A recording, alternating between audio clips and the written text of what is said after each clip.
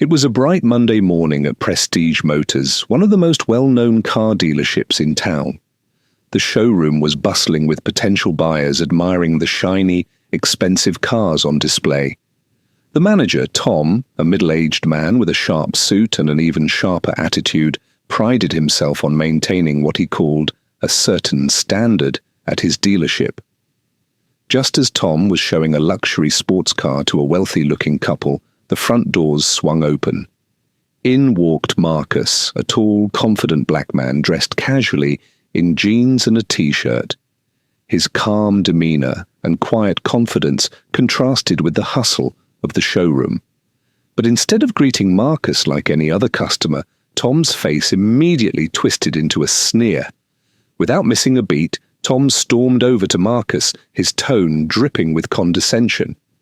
"Hey, this isn't a place for window shopping," Tom barked, crossing his arms. "We don't have anything in your price range. You might want to check out somewhere else." Marcus raised an eyebrow, surprised by the blatant disrespect. But instead of reacting with anger, he smiled slightly and said, "I'm just here to take a look around." But Tom wasn't having it. He waved his hand dismissively. "Look, buddy, we've got serious buyers here. I don't have time for people wasting it. So why don't you leave before I have to call security?" All eyes in the showroom turned toward the confrontation. Some customers whispered to each other, while others watched silently, unsure of what would happen next. Marcus sighed, pulling out his phone. "Are you sure you want me to leave?" Tom scoffed. "Positive. I don't need people like you hanging around here." Marcus simply nodded and dialed a number. "Hey, Linda?" "Yeah, I'm at the dealership. Could you let everyone know I'll be taking over a little earlier than expected?" Tom's face twisted in confusion. "Taking over? What are you talking about?" Marcus hung up the phone, smiled, and pulled out a document from his pocket. It was the ownership transfer papers.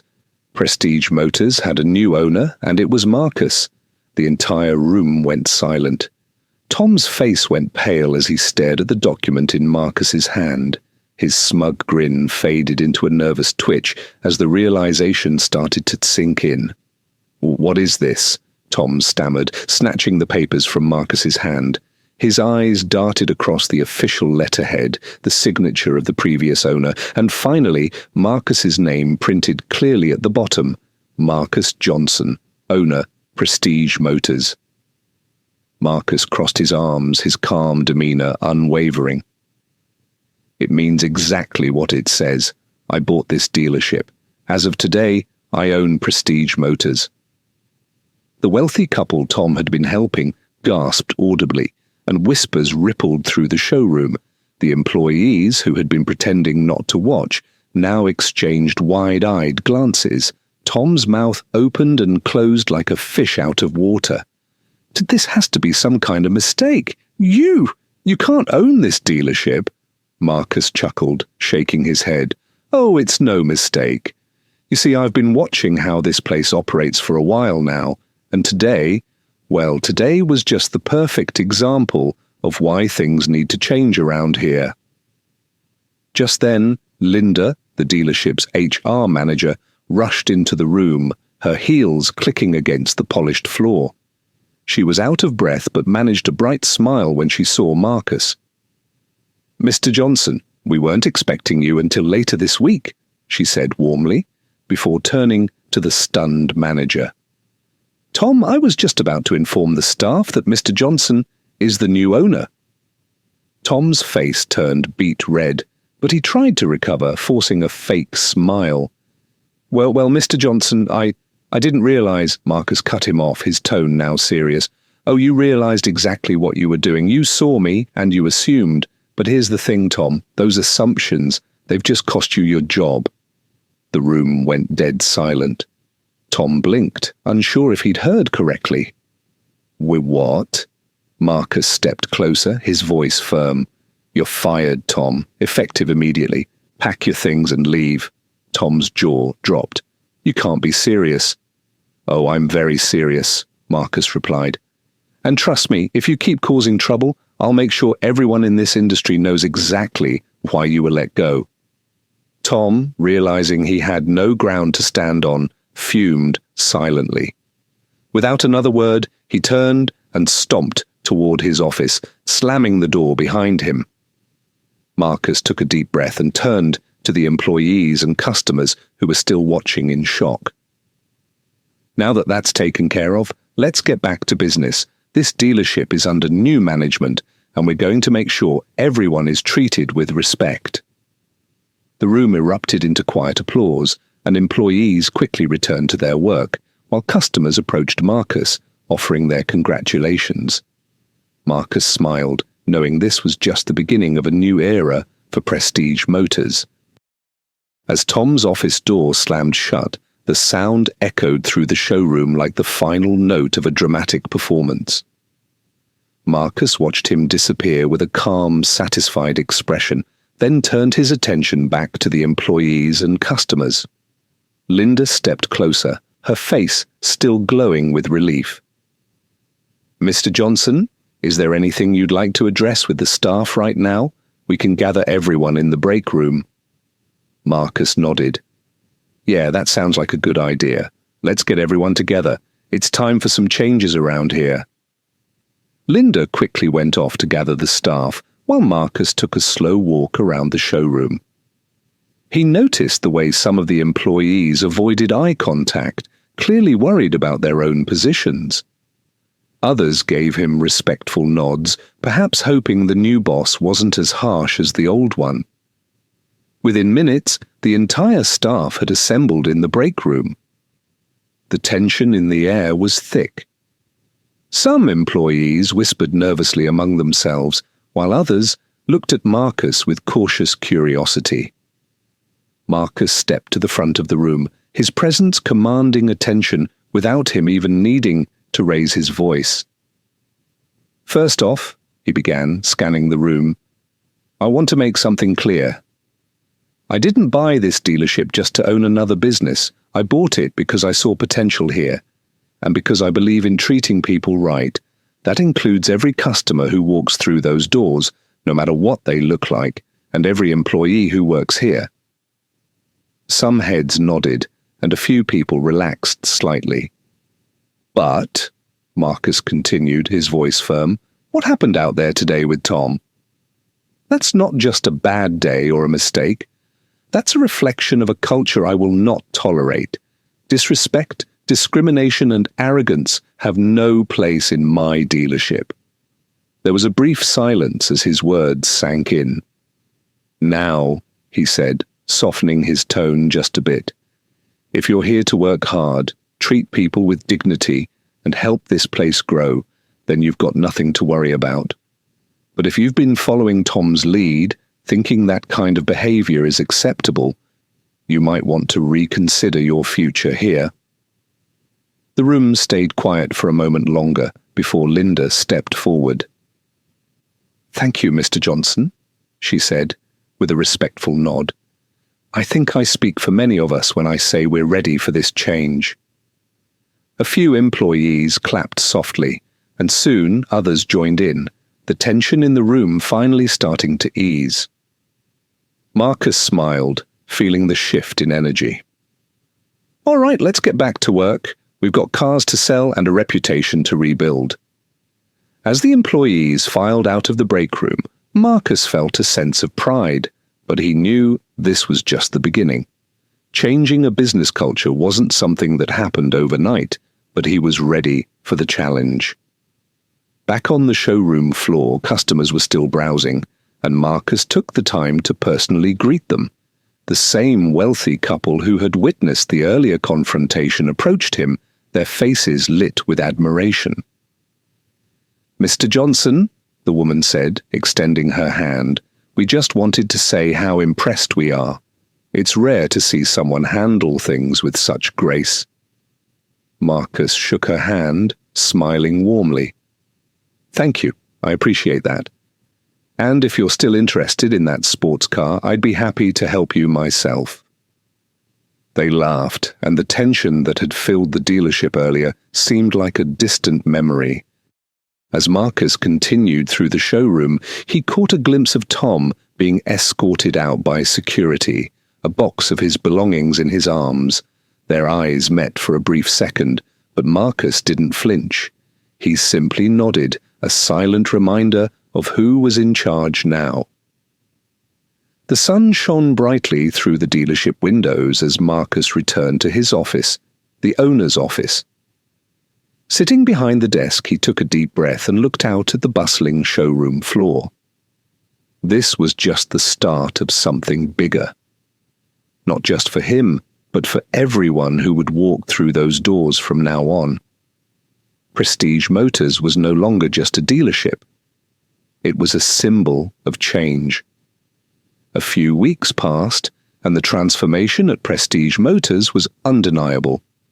The once tense and unwelcoming atmosphere had been replaced with a sense of professionalism, respect, and genuine enthusiasm. Customers who had previously felt uncomfortable or overlooked were now greeted with warmth and sincerity. Word spread quickly around town about the dealership's new owner and the fresh energy he brought.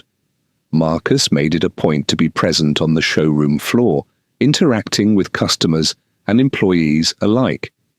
He believed in leading by example, showing that success wasn't just about profits, but about people. Sales began to rise, not just because of the quality cars, but because of the quality service. One morning, as Marcus was reviewing reports in his office, Linda knocked and stepped inside with a knowing smile. "Marcus," she said, "you've got a visitor." "Someone unexpected?" Marcus raised an eyebrow. "Oh, yeah? Who is it?" Linda hesitated for a moment before answering. "Tom." Marcus leaned back in his chair, a slight smirk playing on his lips. "Send him in." A few seconds later, Tom walked into the office, looking like a completely different man. Gone was the sharp suit and arrogant attitude. Instead, he wore a plain shirt, his eyes filled with a mix of regret and humility. "Marcus," Tom began, clearing his throat nervously, I just wanted to apologize for everything." Marcus didn't say anything at first, letting the silence hang in the air. He watched as Tom fidgeted, clearly uncomfortable under his gaze. "I was wrong," Tom continued, his voice quieter now. "About how I treated you, and probably a lot of other people too. I guess I thought I was better than I really was." Marcus finally spoke, his tone even and calm. "It takes a lot to admit that, Tom." Tom nodded, his eyes dropping to the floor. I've been struggling to find work since I left here. Word about what happened spread pretty fast. I guess I deserve that. But I came here today hoping maybe there's something I could do to make it right. Even if it's not here, I just wanted you to know I'm sorry." Marcus studied him for a moment, then stood up, walking around the desk to stand face to face with Tom. "You know, Tom," Marcus said thoughtfully, "people can change.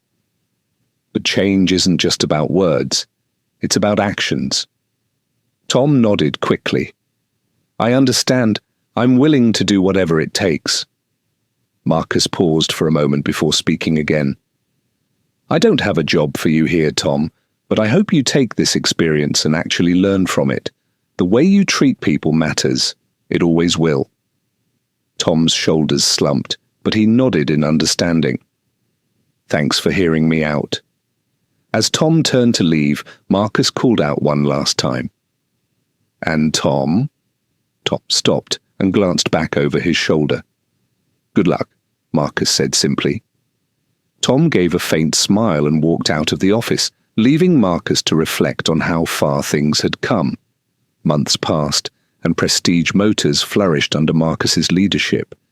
The dealership not only became one of the top-performing businesses in the city, but also a symbol of what it meant to stand against prejudice and build something meaningful through respect and integrity. Marcus eventually expanded, opening new locations and offering job opportunities to those who had been overlooked or underestimated just like he once was. His story became an inspiration to many, proving that success isn't just about overcoming obstacles, it's about transforming them into stepping stones for something greater. And every time a new customer walked through the doors of Prestige Motors, they were met with a sign above the entrance that read, "Everyone deserves respect, everyone deserves a chance." Because Marcus knew firsthand the power of both. It seemed like things were moving smoothly for Prestige Motors and Marcus, but the path to lasting success was never quite that simple. Despite the improvements, there were still lingering challenges.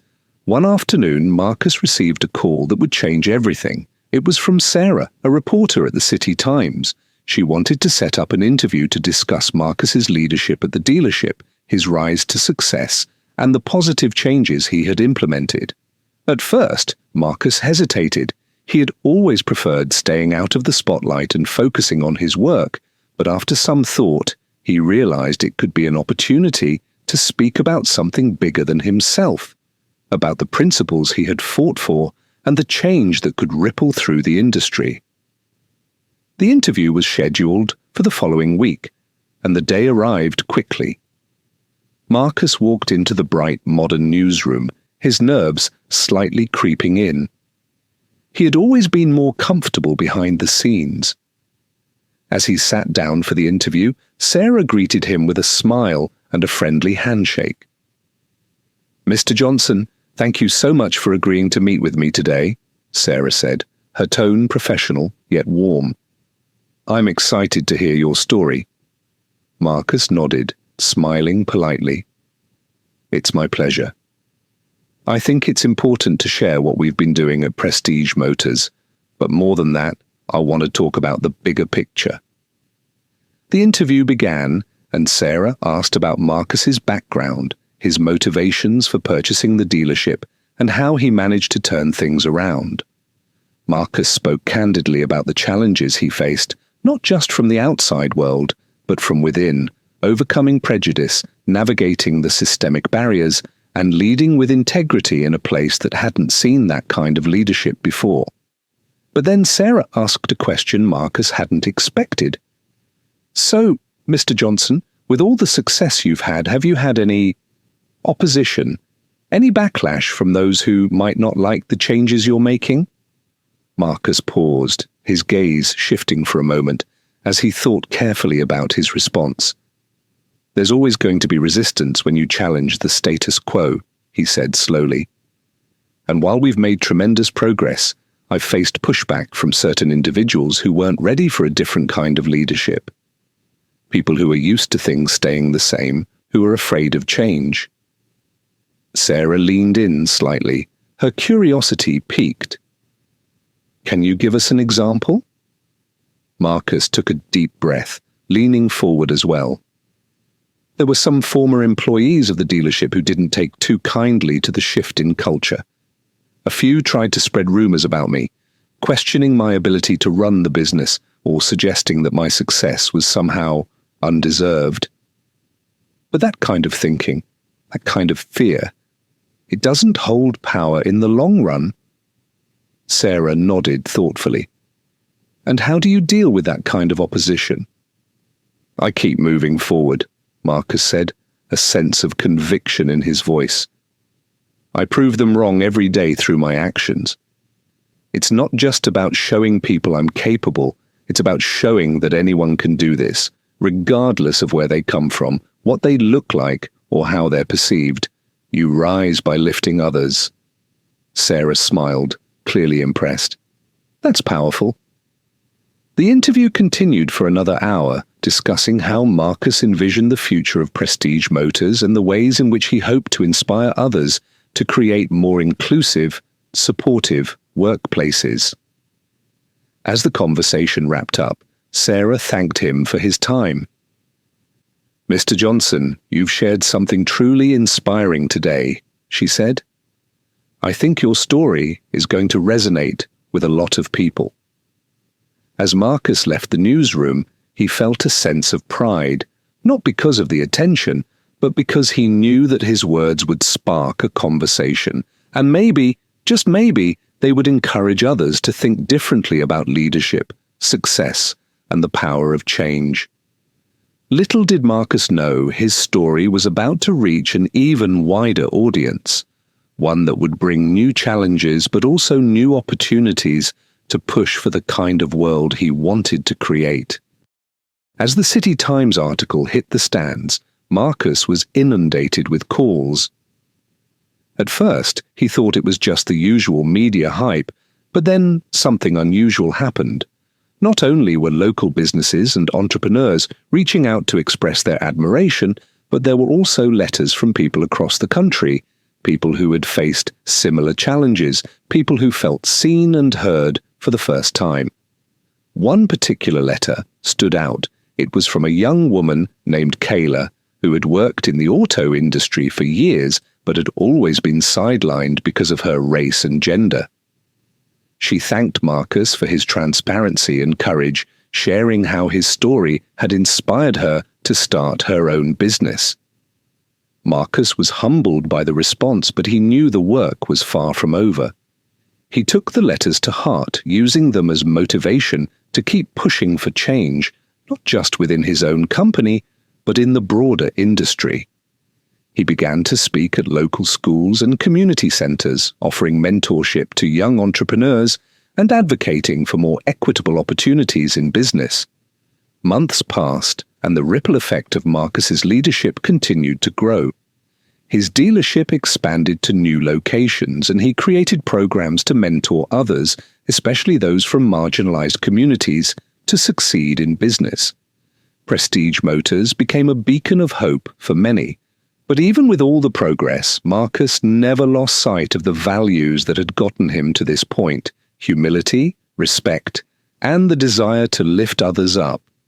As he looked around at his team, the employees he had hired, the families he had helped, and the young leaders he mentored, he realized that he had built more than just a successful business. He had helped build a movement. And that, to Marcus, was the greatest success of all.